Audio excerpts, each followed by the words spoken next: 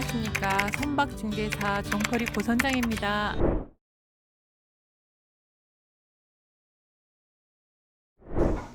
자, 여러분 안녕하십니까. 어선중개자 정포리 고선장입니다.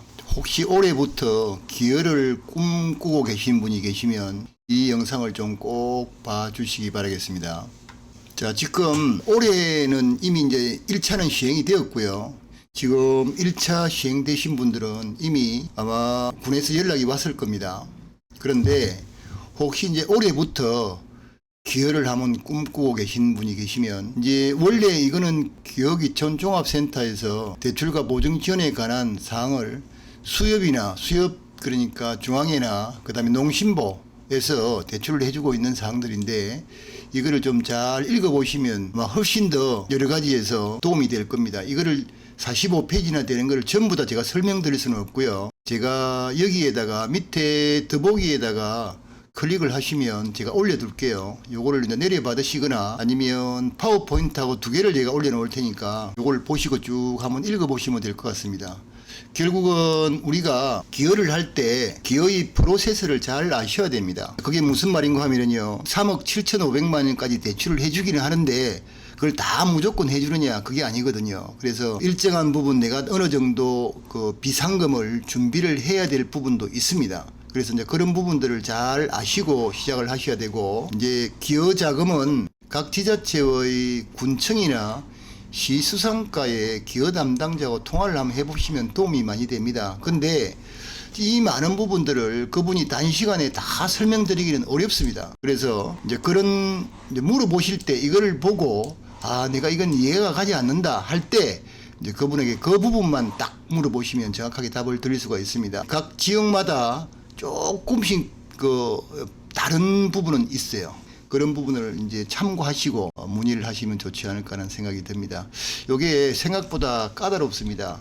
정부에서 괜히 주는 돈이 아니고요. 굉장히 까다로운 절차를 통해서 그 대출을 해주게 되고, 그 다음에 기여자금을 가지고 내가 이제 여기 보면 아래쪽에 쭉 보면은요, 해야 될 이제 업들이 많습니다. 지금 제가 이렇게 설명을 드리고 있는 것은 어선어업에만 관계되는 이야기를 많이 하고, 제가 또 어선중개사다 보니까 그런 부분에 대해서 이야기를 많이 하는데, 그거 아니고요. 다른 양식이나 기타 또 레저 활동 있지 않습니까? 이런 부분도 사실은 대출이 가능하거든요.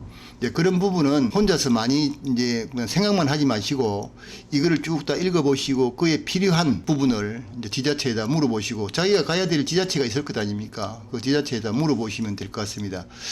3억 7,500만 원이라고 말씀을 드렸고, 그 중에는 집을 사는데 7,500만 원까지 7,500만 원까지를 대출을 해주는데, 그것도 규제가 꽤 까다롭습니다.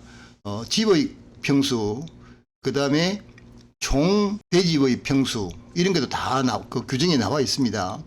예를 들자면 집은 조그마한데 창고가 크다 이러면 또 대출이 안 되는 경우도 있고, 그래서 이제 내가 만약 집을 사야 되겠다 할 때는, 어촌에서 내가 집을 하나 구매를 해서 이제 살아야 되겠다고 생각이 들 때는 그 집을 내가 매물을 보고 꼼꼼하게 다 따져본 다음에 그거를 일일이 지자체 이 담당자에 가서 물어봐야 됩니다. 잘못 사면 대출이 안 되기 때문에, 계약하면 잘못하면 계약금 날릴 수 있어요. 그런데 그런 부분을 설명을 하는데 엄청나게 많아서 이거를 다 설명해 가지고 이 영상을 보시는 분이 다 섭득하기는 어렵습니다. 그래서 제가 큰 틀에서만 말씀을 드리고 나머지 부분은 이거를 그대로 올려둘 테니까 쭉 읽어보시면 될 것 같습니다. 여기 보시면 상세한 부분을 설명을 잘 해두었습니다. 이 같은 경우에는 모든 법령에 의해서 다 이루어지기 때문에 그 법을 이탈해서 이렇게 하면 또 다시 그 자금을 회수해야 되는 불상사가 생기기 때문에 그런 부분을 잘 좀 생각해야 되겠고, 두 번째로는 우리가 어선을 사고 집을 사는 것 같은 경우에는요, 중간에 중매인이 보증을 하게 되면 그냥 서류를 내 앞을 옮겨서 그걸 담보를 잡고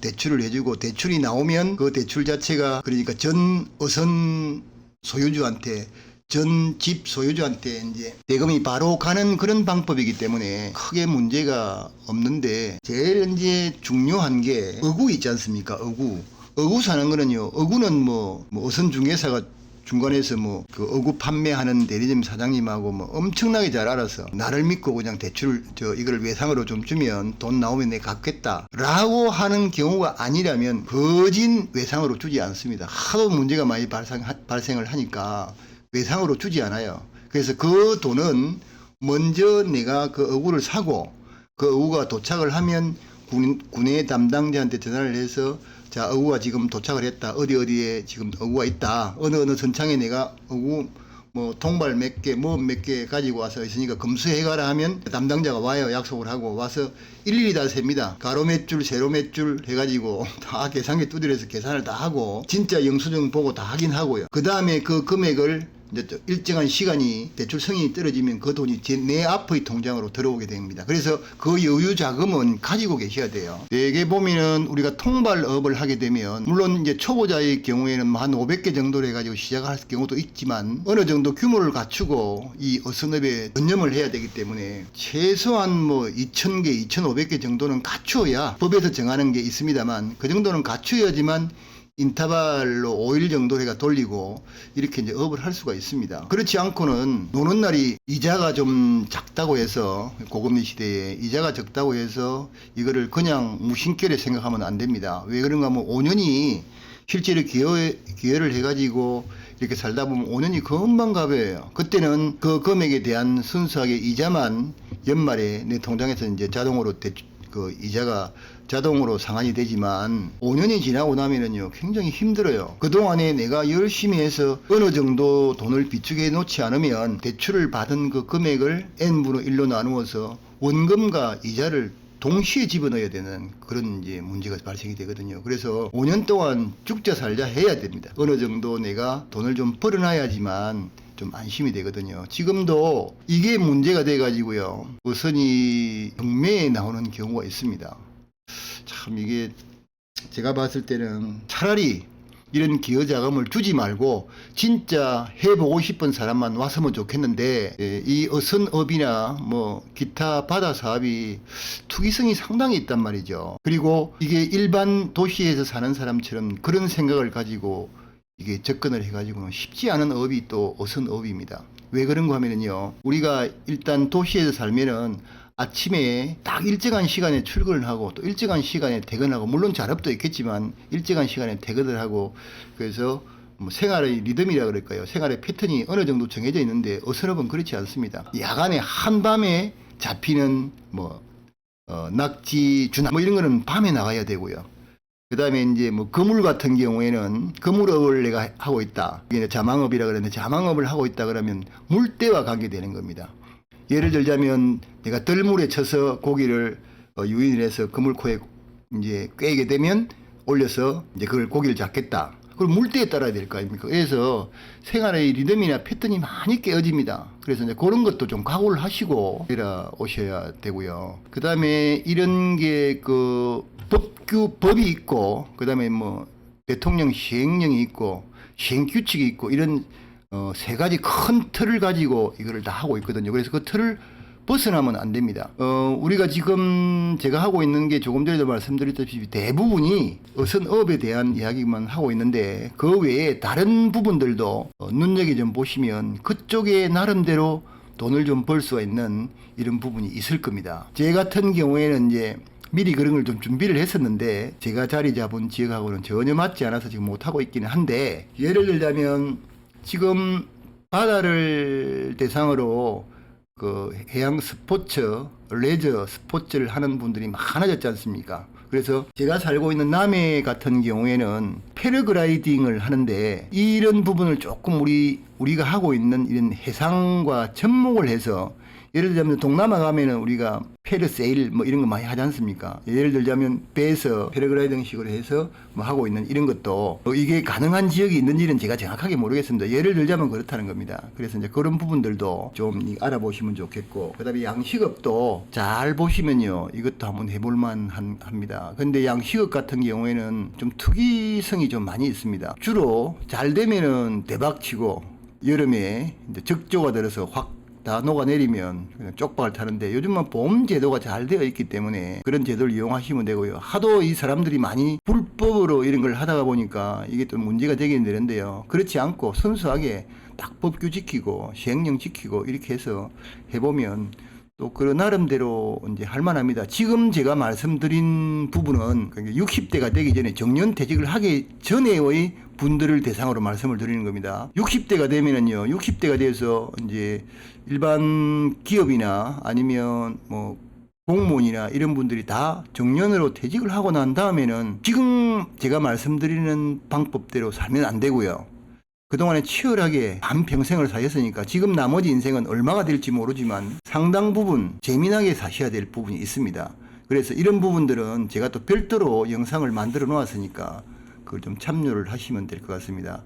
뭐 상당한 부분은 많이 있습니다. 이제 남해안 같은 경우에는 뭐 소금 생산 이런 건 안 되기 때문에 서해안이 많이 되죠. 그런 건 안 되지만 그 외에 뭐 비즈니스 분야도 많이 있지 않습니까? 관광, 어촌 각 마을에 가면은요 체험하는 곳이 많이 있거든요. 그런 것도 내가 지금 기존에 있는 체험에서 내 아이디어를 하나 더 섞어서 이렇게 해볼 수도 있습니다. 그거를 예를 들자면 조개를 팔고 하는 그런 물이 나면 조개를 팔고 거기서 어촌 체험을 하는 그런 프로그램이 있고, 그 다음에 이제 물이 들었을 때는 그 조개 팔고 할 수 없지 않습니까? 그때는 예를 들자면 어영어선으로 전부 다 구명조끼 다 입고 그 다음에 우리 동네를 한 바퀴 쫙 돌아오는 그런 걸 또 군에 가서 허가를 내면 일정한 규모에 할 수 있거든요. 그러니까 미리 뭐 요거 할 때는 또 면허증이 있어야 됩니다. 레저 1급 면허를 가지고 있어야지만 되니까 그런 분들 모집해서 중간에 하나 더 얹어서 하시면 될 것 같아요. 왜 그런가 하면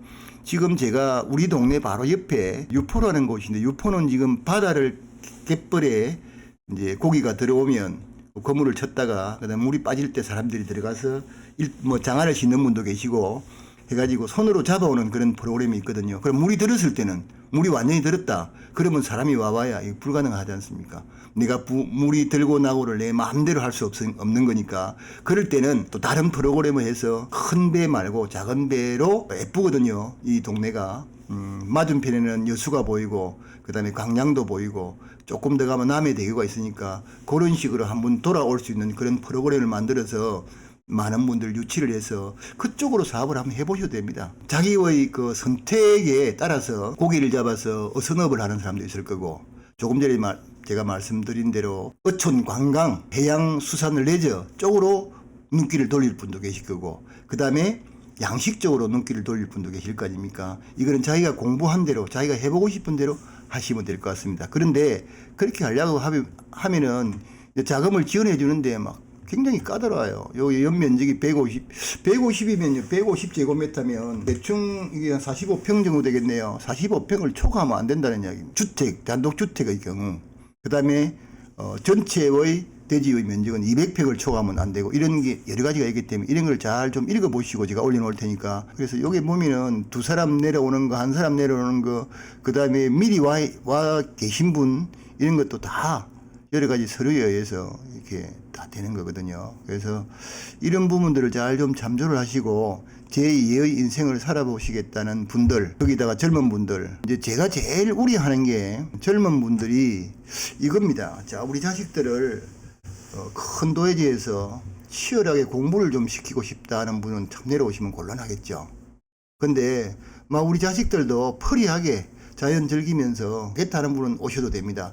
여기에도 좋은 프로그램들이 많이 있습니다. 대도시 같은 경우에는 동해에 아파트촌 앞에 초등학교, 중학교, 고등학교가 다 있지만 이 촌에는 그렇게 인구가 많지 않고, 그래서 뭐 업에 아니면 면 단위에 있습니다. 그래서 이제 그쪽에 학교를 보내려고 하면 내가 일일이 태우고 가는 게 아니고 시간 되면 노란 버스가 와가지고 이제 애들을 이렇게 태우고 와서 또 이게 방과 후에도 또 뭐 어떤 프로그램이 있고, 그래서 이제 또 태워주고 하니까 그런 부분은 상관이 없습니다.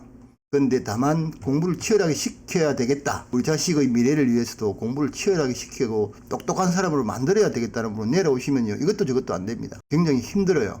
그리고 이제 기여하시는 분들이 제일 중요하게 여겨야 될 게 낭만의 꿈을 가지고 오시는 분들은 건물입니다. 그리고 도회지에서 피신을 해가 와야 되겠다는 분도 건물입니다. 자, 그분들은 제가 항상 이야기하지만 뭐 집에서 새는 바가지 밖에 나가면 안 셉니까? 마찬가지거든요. 내가 암만 마음을 단단하게 먹고 온다고 손치더라도 사람이 가지고 있는 기본적인 생각이나 기본적인 마인드는 크게 이렇게 바뀌지 않는다고 저는 생각을 합니다. 우리가 보통 보면 연초가 되면 담배를 끊어야지, 술을 끊어야지 하면서 작심삼일 그렇게 되지 않습니까? 네, 그렇기 때문에 만일에 오시는 분들이 뭐 다른 사람하고 이 유대관계도 좋고 지금 내가 하고 있는 업이 좀 안 되니까 제2의 인생을 살면서 좀 더 자유로운 생활을 하고 싶다라고 생각이 드시는 분들이 오시면 얼마나 좋을까 그런 생각이 드네요. 자, 너무 길면 지루하니까 요거 쭉 한번 읽어보시고 도움을 받으시기 바라겠습니다. 자, 지금까지 어선중개사 정포리 고선장이었습니다. 긴 시간 시청해 주셔서 고맙습니다. 또 뵙도록 하겠습니다.